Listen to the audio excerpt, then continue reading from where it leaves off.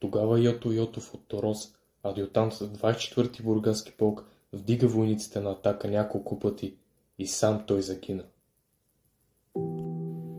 Това чува Иван, синът на Йото Йотов, на 25 януари 1982 година в предаването «Войн» по националната телевизия.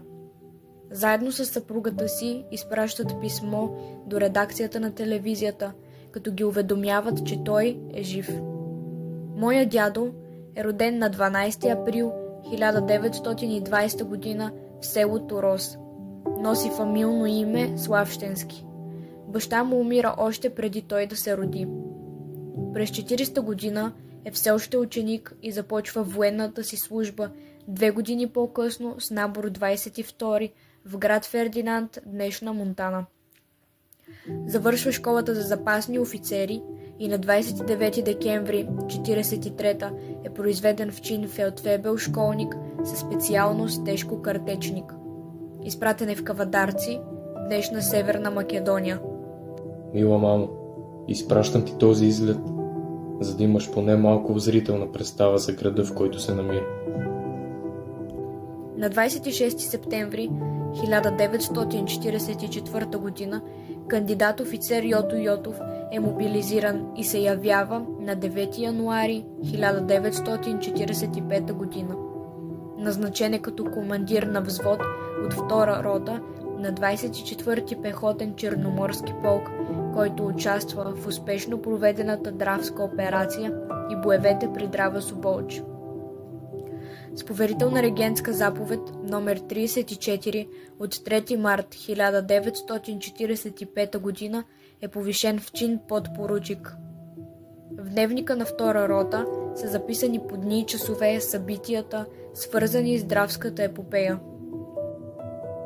На 16 януари ротата преминава река Дунав и до 20 януари достига определения си район. В следващите дни се изкопават стрелкови трапове и се построяват наблюдателни места. Скривалищата се покриват с дебели дървета. На 30 януари войниците са инжектирани против коремен тиф. На 2 февруари вечерта пред войниците и множество граждани от Митровица и околните села бе представен театър и разнообразна програма от театрална група. Пеяха се маршове, викаше се ура. Вечерта към 19:30 на 6 февруари е получена нова заповед от командира и сутринта се установяваме на нови позиции пред река Драва на северния бряг. Противника се намира на другия бряг на реката Фусияк и околностите му. 12 февруари. Редник Никола Янев преминава сам през деня реката с лодка.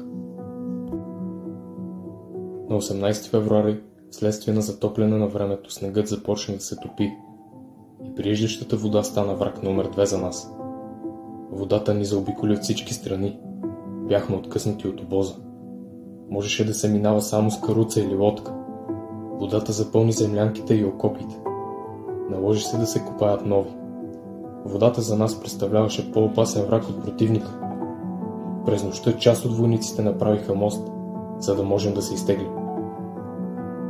На разсъмване на 23 февруари стигнахме в Нови Харшан, а оттам в Шиклоша. След обед дружината се строява пред комисията от България и получава цигари и подаръци. Обучение по бойна подготовка. На 1 март 2 и 3 рота се изнасят към Нови Харшан и се разполага в положение отбрана.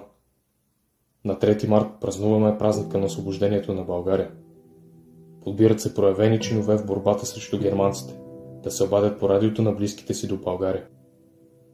През нощта, срещу 6 март към 1 часа, ротата бе вдигната в тревога и към 4 часа сутринта с усилен марш се отправи по посока към село Драва Соболче. Противникът бе успял да десантира на северния бряг на река Драва.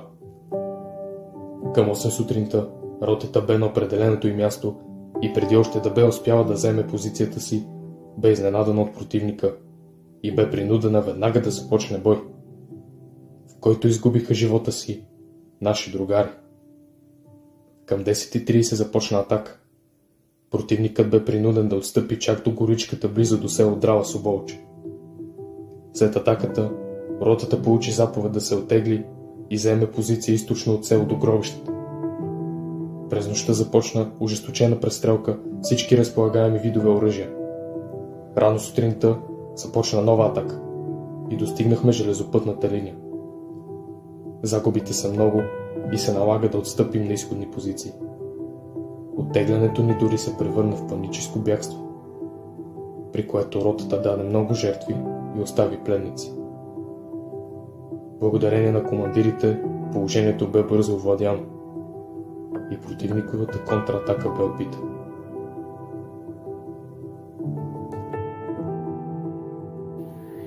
В дневника на 24-ти полк, обстановката, в която се намираха те на 7 март 1945, преди обяд земята трепереше от адския минен и артилерийски огън и от двете страни хиляди куршуми надаваха свой смъртоносен бой. Всички те дадоха живота, кръвта си, дадоха части от телата си, за да спасят този на своите другари. На 16 март ротата се изнася източно на дигата и заема позицията на първа бойна линия, на мястото на оттеглилите се руски части. Веднага започнаха упорити атаки и контратаки от двете страни на фронта. На следващия ден противникът ни атакува в левия фланг. Ние го отблъснахме с кървави за него загуби, като унищожихме един бункер, в който се намираше секретен пост. На 19 март ротата предприе атака за овладяване на село Цигански коливи. На следващия ден противника бе изтласкан отвъд река Драва и заехме позиции на северния бряг на реката. Там Йото Йотов е прострелян.